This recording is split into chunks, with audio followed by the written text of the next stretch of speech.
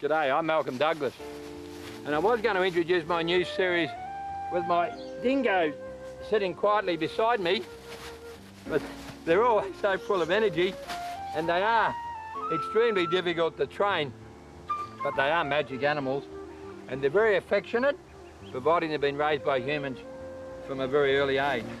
Never do television shows with kids or pets, they tell me.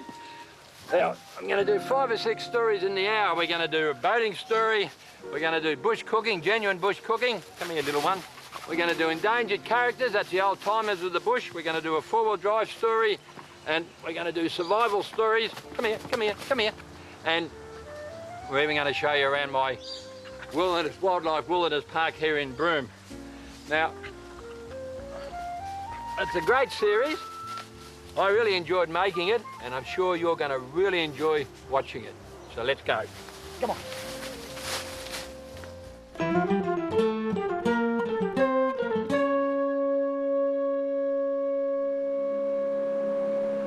I'm now heading north along the Kimberley coast in my trailcraft boat.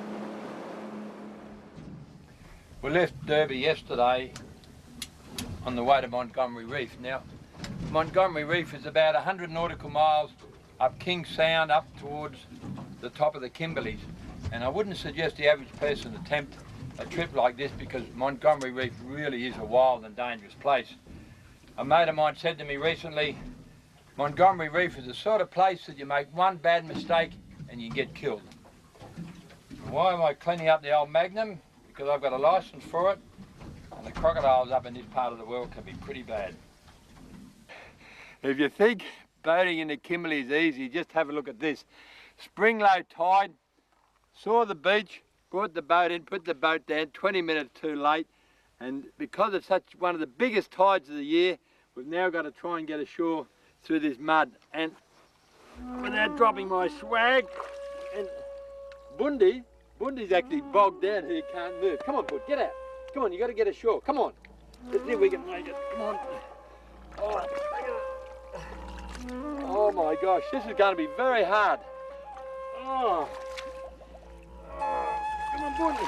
No, come on, over to the beach. Come on. Here, come on. Come on. That's a good dog, you can make it. Come on. Go back. Go on.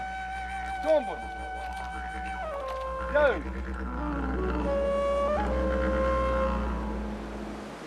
After a very muddy night, we've motored over right onto the edge of Montgomery Reef. Now, this is an extraordinary reef.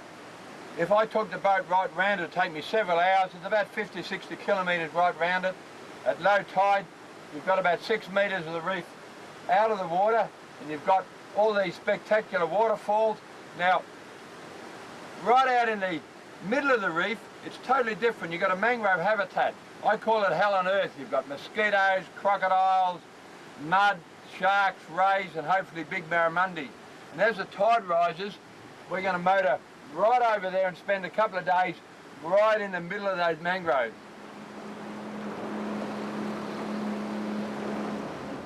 Oh my gosh, look, and when the tide's full, these are the sort of fish that come right up into the mangroves. Huge trevally. Oh. Too big to eat, I'll just get rid of this hook and let him go.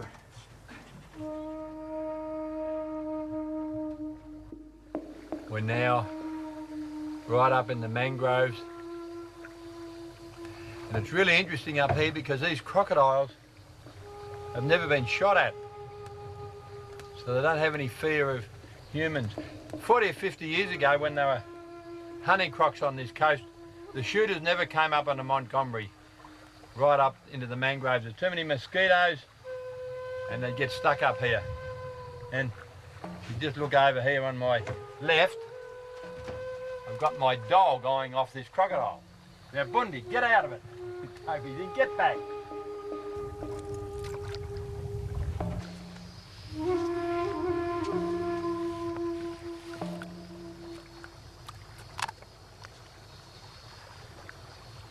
In all my years dealing with crocodiles, I have never ever seen anything like this. Bundy, get out of it.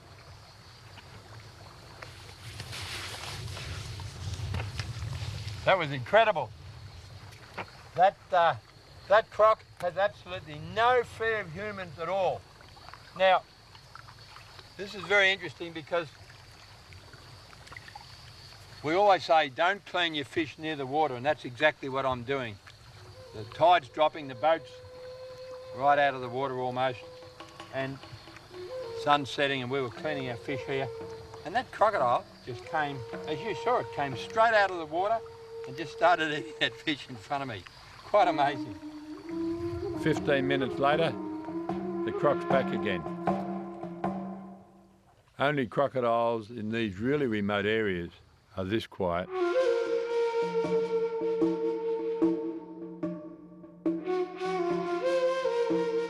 Around midnight, on the high tide, we began looking for crocs. Now that's a whaler shark attacking mullet.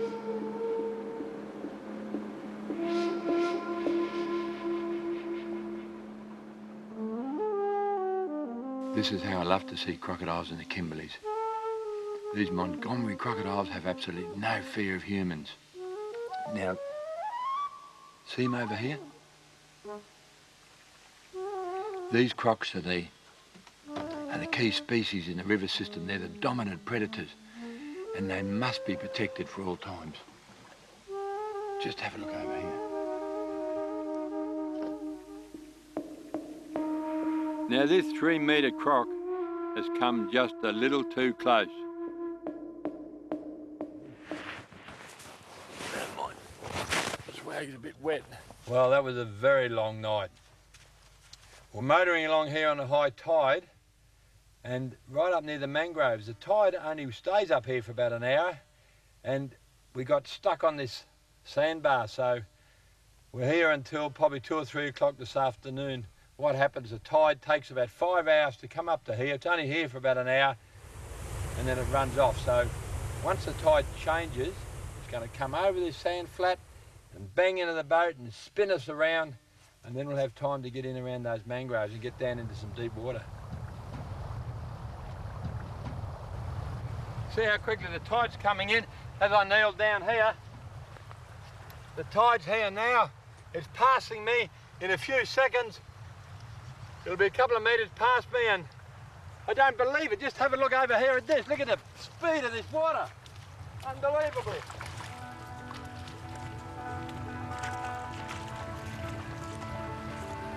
You can't really appreciate this unless you actually here. As quickly as I'm moving, the tide's coming in. Just have a look here. I'll kneel down. Now, I can't go any faster than that now. Already there's a few centimetres of water around me. This is a very dangerous situation because if you get trapped down on these sandbars, there's no way you can get onto high ground or get back to the boat. So I'm going to get out of here before I get trapped. I'm heading back to the boat now.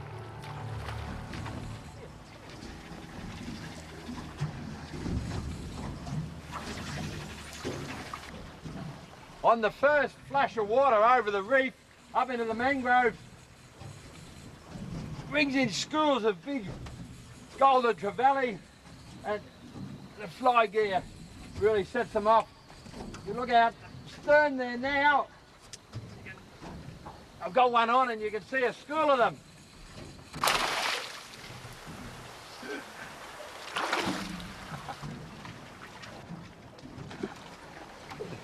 That's not a bad fish on fly. One of the amazing things about Montgomery Reef at high tide are the incredible numbers of sharks that come up on the reef and into the mangroves. As soon as you start preparing a fish, a little bit of blood in the water, a little bit of scrap, the sharks just come from everywhere. Out the back of the boat now, there's probably 50 or 60 sharks. Now I'm just going to tie a rope on the tail of this golden trevally, drop it in the water here, just watch the action.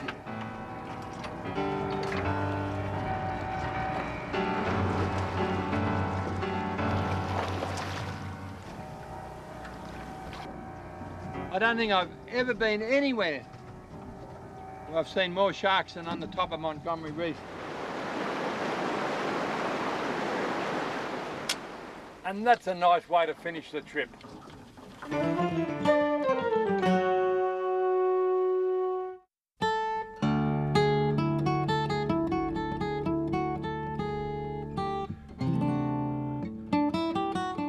In this series, I'm going to demonstrate to you many exciting outback recipes.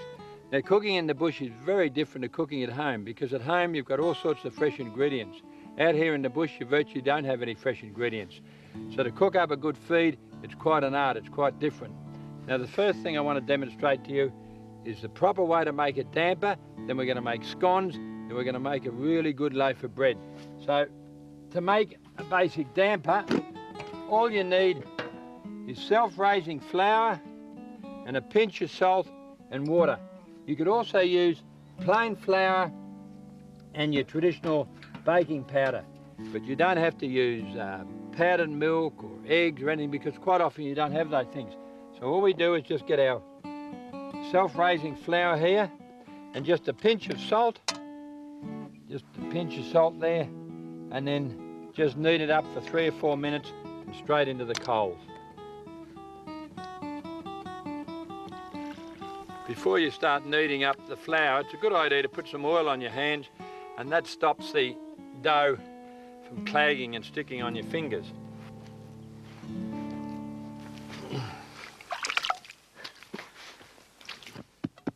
Now I just cut this into 3. I'm going to make 3 fairly small dampers. 1, 2, 3. Right, just round them up and they're ready to go into the fire. Get down into these nice hot coals here. Righto. There we are, the first damper straight into the coals. Cover it over. There we are. Second one, I'm going to put into the frying pan. Right here. See that? Just into the frying pan. Just a touch of dry flour on the top and put it straight into the coals there, and just fill the frying pan up with coals. Now the third one, I'm going to cook in the camp oven here, the small camp oven. You notice I've preheated it, so it's nice and warm, and just a little bit of dry flour on that. And I'll drop it straight in to the camp oven, put the lid on, righto, get rid of this. Now, a few coals on the camp oven. I'll give that probably about 30 minutes. One there, first one. Now this is the one in the frying pan. Just tip him out, there he is. Get him out of the pan, looking good. And yes, the one in the camp oven, we just pull the lid off. Still be pretty hot, of course. Just get him over here. Righto, I'll just let that one cool down for a second. These ones have been cooked in the coals. Surprise, surprise, there's absolutely no ash or sand on them. That's the one from the coals, that's the one that's been in the frying pan. And right, open it up, it's very hot. There we are. And that's your traditional damper. All that is self-raising flour, salt and water. Before we do the scone mix, I'll just make up the bread and get it rising. Right now it's 10 of the plain flour, that's 3, 10. 10 of the flour. Right. It's 4 tablespoons of raw sugar. 1, 2, 3, 4. 1, 2, 3, 4. Because that's only a dessert spoon, so we go 1 1/4. 4 of the yeast. What I have here is the easy bake yeast, with the improver mix in it. It's one of the best. Right, 4 of these.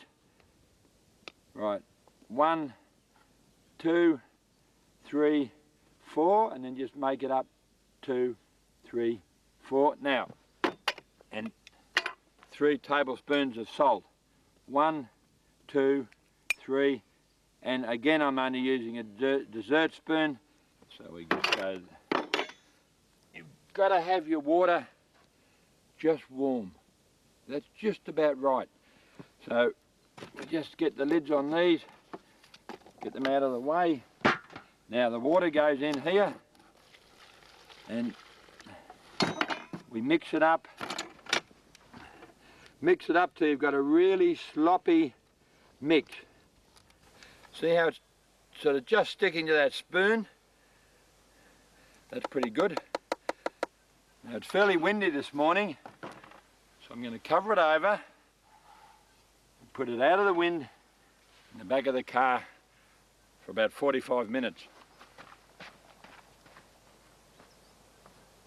That certainly did rise. Plenty of flour out on the table, and get our bread mix out there. That's been standing for an hour. Righto. Righto. Now, I've got to work this for about 10 or 15 minutes, put it away, let it rise. You can knock it down and let it rise 2 or 3 times. The more kneading you give it, and the more times you knock it down, the lighter the bread.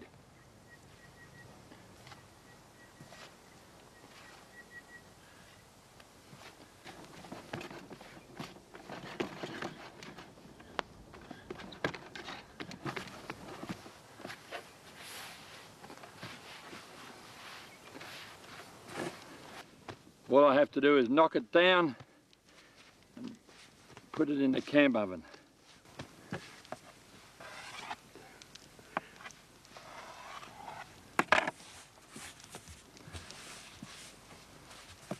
Four quarters in here.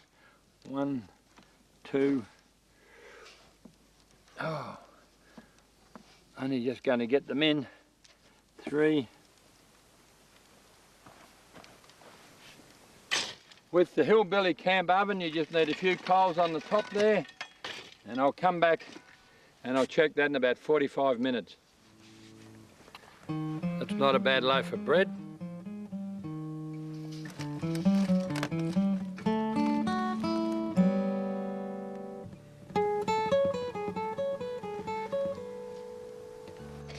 Time for a cup of tea.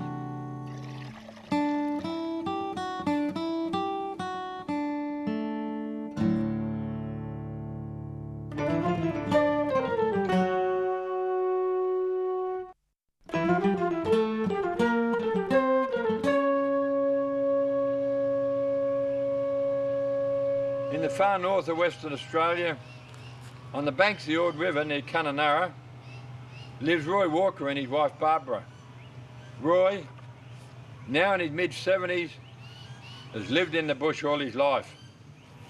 You originally had your first camp down on the river, didn't you? Well, where's that camp? He's flooded out. All gone? Yeah. Flooded a lot out. And at 72, you've come back up here on the ridge? Oh, yeah. And starting again? Yeah. And you're building these incredible shelters? Yeah. Now what about those stockyards I saw coming in? Oh, Barbara's doing all that down there, the paddling. She can work. She swings the bar and the saw and everything. She can joggle out and everything. Now, Barbara's a bit younger than you. Where's she from? Switzerland. Switzerland? Yeah, Zurich. Zurich. But she's the toughest woman I've ever seen. Yeah. She's strong and powerful. She'll push the wheelbarrow in here, 8 Ks loaded with stores in the wet, swim the creek, put the wheelbarrow on a truck tube, swim across the bloody creek, wheel the wheelbarrow in there and then go back and get another load. I heard the only way you get from here to Kununurra is she goes down this swollen river in a Zodiac, one of those rubber duckies. Yeah, she goes down in a boat. Well, one of those rubber duckies? Yeah, yeah. All the way down to Kununurra? And you're going to wait here? Yep. Will you go with her? No, I went once, no more, half, and the river was half flowing. Yeah? I tell you what, that bloody river, it's got a crown on it. Yeah. You're up top and you ought to see where she goes in there. Bloody great whirlpools and... But she's made it back every time. sometimes you come home dark. You got television here? No, I don't have them here. You got a radio here? Oh, I give it away the other day. You got no radio, No. no television? No. I don't want them. You switch on the bloody wireless now, all you hear is murder, war, rape, these bloody politicians and their power and their money, and that's all you hear. No, I turn to listen to the bloody birds. So would I. You even got a Good. telephone here now. Yes, you just got that. Just got that. Satellite phone. Yeah. How long you had that? A couple of months. So at 72 you got the phone on. Geez, you don't need anything here, do you? No, I don't like the bloody telephone. So you want to set your wife up? I want to set her up with a home. Yeah, And she loves it here. yeah. A lot of them love it here. Yeah. Wish you could have 4 or 5 wives, you know. Yeah. Yeah. Yeah. You keep them all happy. Oh, I can handle them. Yeah. Stroke or no stroke. Age is no problem? No problem. You get worse, mate. I tell you, get worse. You don't want none of them bloody, what's it called, Niagara tablets. You don't want none of them, mate, I can tell you what. No, plenty of corned beef. Viagra? Yeah, plenty of corned beef you want. Didn't your wife first see you on European television? And then Yeah, come well, all the I way was to on Australia? Box German, they came here. And the journalist, she was a female. I nearly grabbed her too, thought she was beautiful. Not the fact I'm more or less going with her. Yeah. But she had to get to Western Australia. But by the time she come to live in Western Australia, I'd married Barbara. Yeah. So, But Barbara came from Switzerland all the way to Kununurra and tracked you down. yeah, tracked me down. That's a good-looking bloke, eh? You are, yeah. Bloody handsome. But you were a bit of a scallywag when you were young. Oh, real naughty boy. Yeah. Yeah, naughty boy me. I heard once that you were on the chain. What was that? Oh, that was back in Fitzroy. That was back in the 40s. Well, What do they mean when they say you're on the chain? well, they trained us for 7 days under the bow shed. What, round the neck? Yeah, and on the wrist. Yeah. The troopers. Yeah. And cohabitating with Aboriginals, that's what it was. The main thing. You weren't allowed to talk to them, not in town. Not at all. No. No? They call that cohabitating, and you could get up to 12 months for cohabitating. Just from talking to an Yeah, Aboriginal? especially if you're caught giving them booze, which we didn't give them booze, but we cohabitated with them. Yeah. Matter of fact, I slept with a couple of young studs, and they found out. The boy told the trooper come out and collected us. And they took us up into the court. Well, we got 7 days on the chain because there was no jail there. It was only where they used to chain the spearers. Yeah, All the cattle spearers, they chained them there. Aboriginal for spearing cattle. Yeah, and we were trained with them. Yeah. But the daytime you got one on the neck, 8-foot lead. Yeah. Nighttime you got one on the wrist and one on your neck, a 4-foot lead. You could lay down with it. Yeah. And I'll tell you what, the bloody mosquitoes. Millions. Bad. Hey. Be We a long laughed, time. we laughed the first couple of days. We weren't laughing after 7 days, I can tell you what. Yeah. You're on the spillway between the main dam and the lower dam. Yep. And they used to do whitewater rafting down here at one stage, didn't they, when you were here? Yeah. Yeah. These were tourist operators from... Tourist operator in town. Yeah. But there's a story about him. Oh, well, he was, as far as I'm concerned, he was a bloody dingo. I wanted him to come in here and have a meeting and discuss about helping me maintain the road, and then he can use it as much as he wanted. He could even bring his people in here. Yeah. But no, he wanted the lot. Anyway, I blocked the jump up on the far side with my vehicle. Yeah, the jump up's a high point on the road. So he couldn't go past to pick Yeah. up his people. The raft went down. The raft went down early in the morning. Yeah, and about an hour's time up he come. He jumped out of his car. I blocked him, and I'm up in the rocks. And I asked him what his name was, and he said Ian McGilt. So I put a bullet in alongside him, and he took off. He spun around, he started to get a bit shaky, so I put one in close, he off. He off. Flat out. So I picked up my guns and I went down to the raft and I ordered them off the raft, and I blew the raft up. And they off like bloody You rabbits. shot it? I shot the raft. What with? Shotgun? Shotgun. I put 3 or 4 in her. It would have sunk. She sank like a bloody puff balloon, like a bloody bread going down, like a Yeah. balloon. And all those young backpackers and everything, They off. off in into the scrub like rabbits. They all. Yeah. And I knew there'd be strife. Come home and then I appeared in court the following Tuesday, and I got a $300 fine for blowing up the raft and probation. Still like your horses? Yeah. I couldn't live without them. No. No, they're part of this. Yeah. Why did you come here and marry Roy? Because I married him for his good look and his money. That's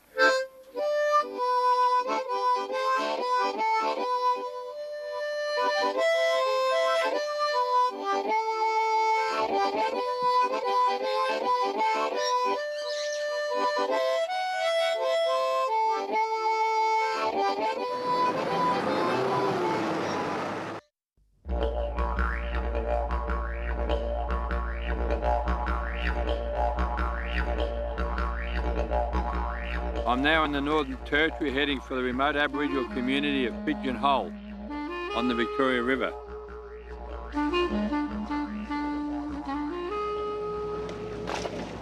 We've got a little bit of a problem here. Early wet season rains a week ago, so now where the track was, we've got this water hole.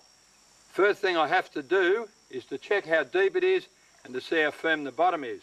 You never go into a water hole like this without checking how deep it is. Now, if it doesn't go above my knees, the depth is okay, and the bottom has got rocks there, half mud and half gravel. 50-50 chance, so I'll give it a go.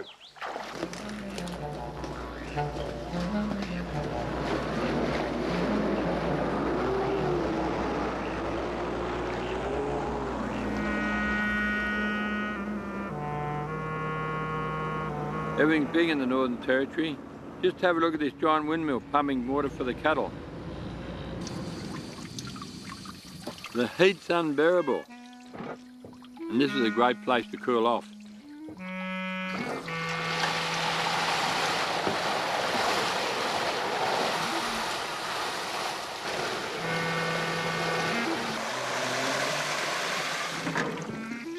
Oh, that's so good. It's about 9 o'clock in the morning, it's already around about 40 degrees. And by about 3 o'clock this afternoon, it'll be 43, 44, and that's hot.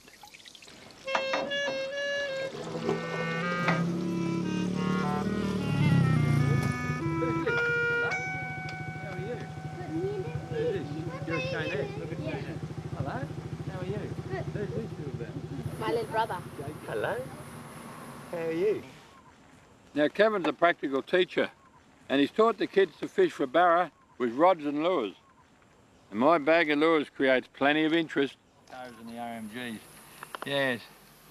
So hopefully tomorrow we're going to go out on the river and have a good fish with all the kids. We're now on the mighty Victoria River, and everyone wants to line in the water.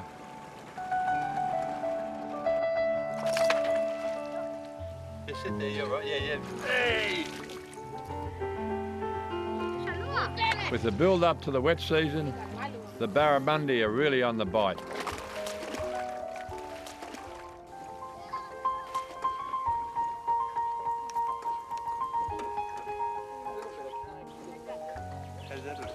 These kids at Pigeon Hole are right into modern technology.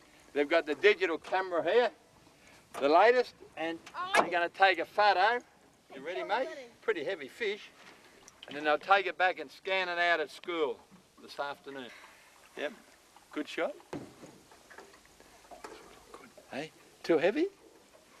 Hey? All these barrier caught. Hey, look at that.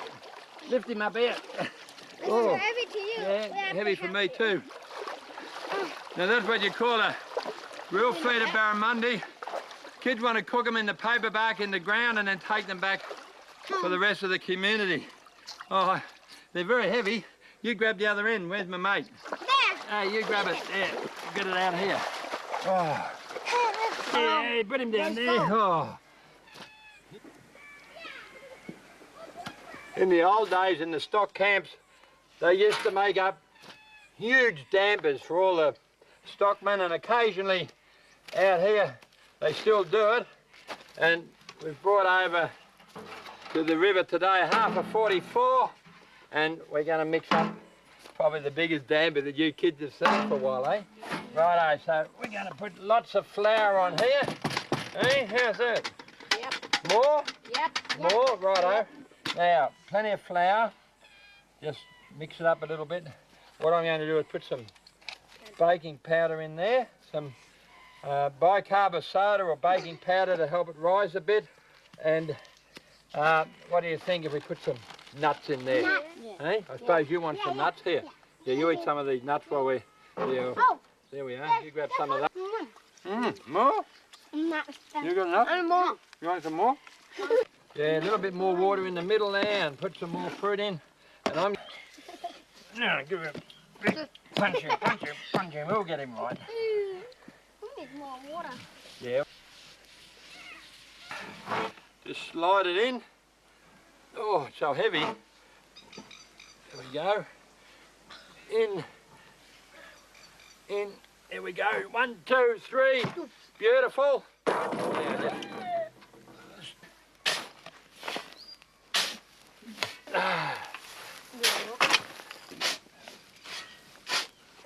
Oh, we're going to have a good feed tonight. We've put these barramundi we've caught on the hot sand on the paper bark, and then we're going to cover them over, put the paper bark on top, and then the hot sand. It's a traditional way of cooking fish out here.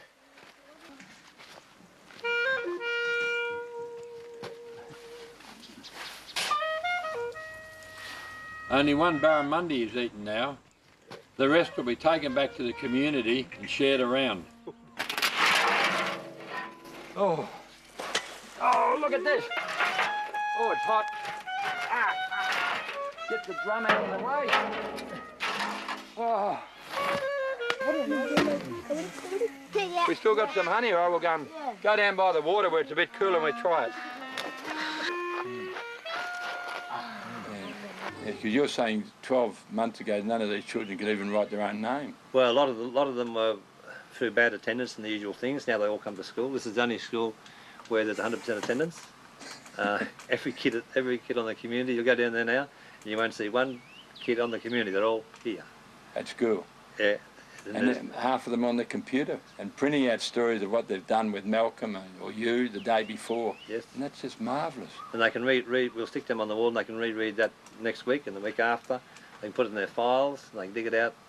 So it's a good revision for them all the time. And they remember it? And they remember it vividly, of course. Like to Goldilocks and the Three Bears. I mean, who cares about Goldilocks and the Three Bears? The monsoonal rains are due any day, so I head back to Broome before I'm stranded for weeks.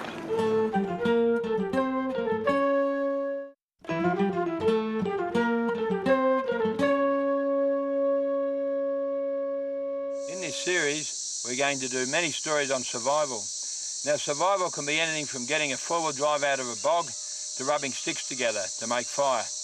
Now, the first thing I want to show you with my two Kimberley mates here, tribesmen from the central Kimberleys, is how to go and select a certain type of timber and rub it together to make a fire.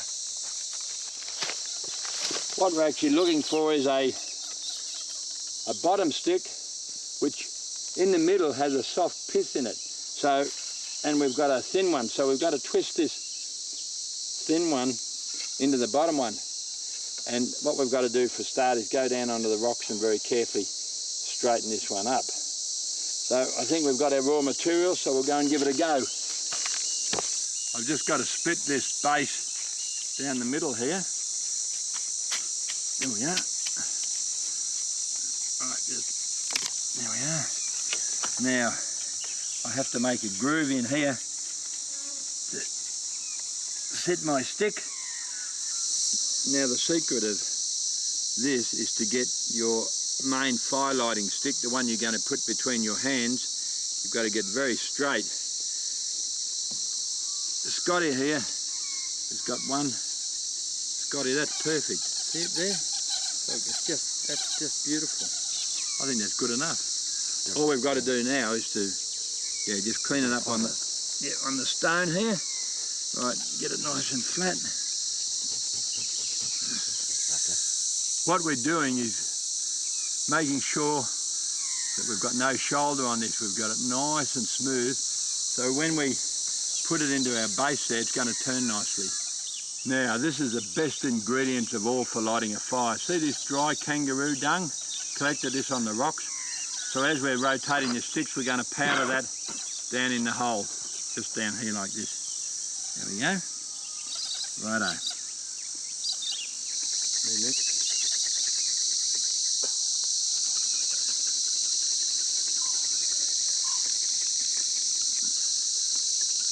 Once you start doing this, you have to keep it going, and this is the hard part, is to keep the pressure on and keep rotating it till it starts to smoke. You're going to take over now, Scotty. Oh, Matthew. Yep, your turn. He's coming. That's him. That's him. I'll grab him. That's him. I'll get him. That's him. He's moulded, nice. Yeah. He coming? He's coming. This is always the delicate part, is just to get this little bit of embers here from going out. It's mouldering well in the wind. There we are. We got him. And now I must say that's probably the hardest way in the bush to make fire. Unless you've got a few people, it is very difficult because you just knock up. But if you know what you're doing, you can get a good fire going quickly. Oh, I'm getting burnt. Look out. Yeah, that's what I'm saying. There's a plague of grasshoppers, and I'm after a feed.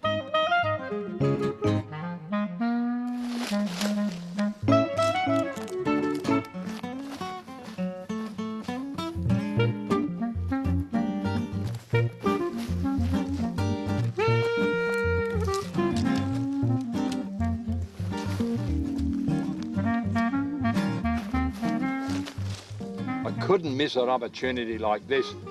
Just walking along and saw all these grasshoppers, locust plague.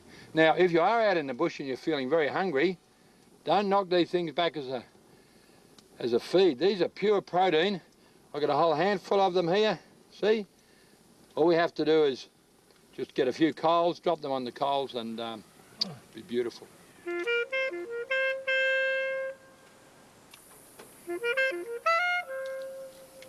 Just like roasted almond. Absolutely delicious.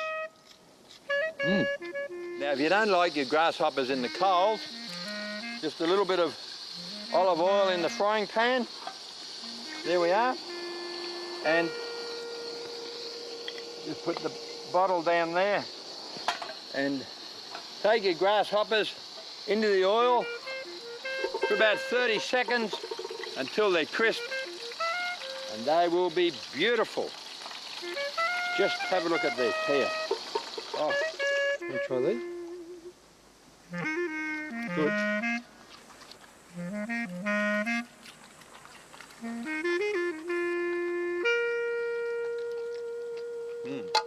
How often does this happen in the bush?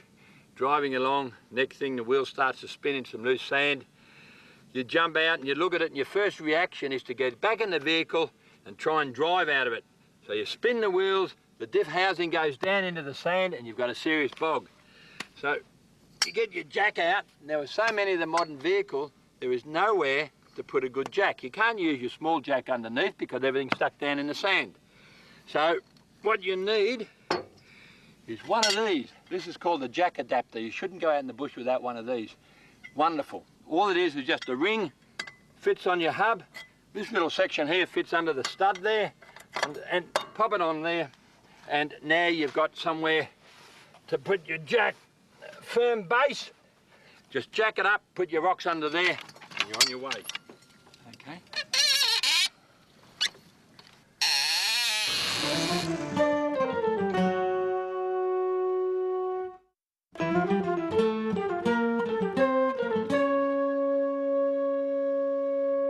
G'day, Bun.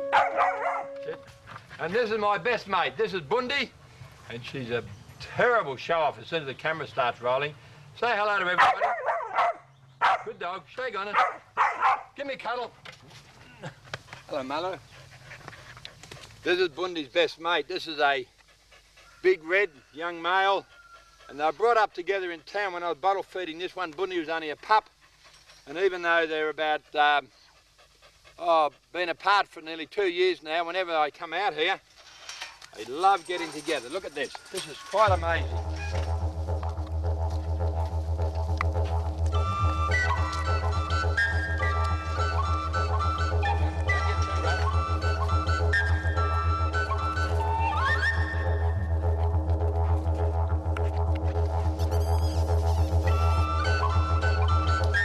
Notice neither of them are hurting each other. Bundy's not trying to bite, the Roo's not trying to scratch him. Come on.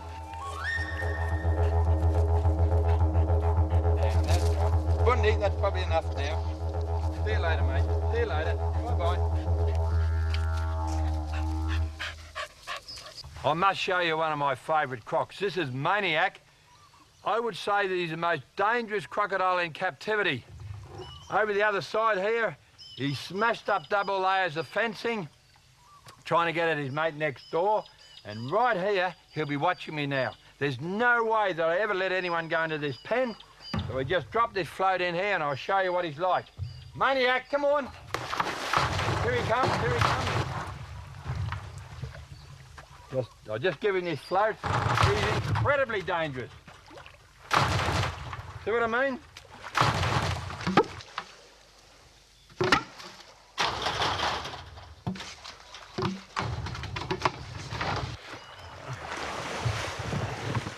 See why we call him Maniac? This is at our new farm out of town. It's not open for tourists yet. Will be in a couple of years. Ah, that's Maniac.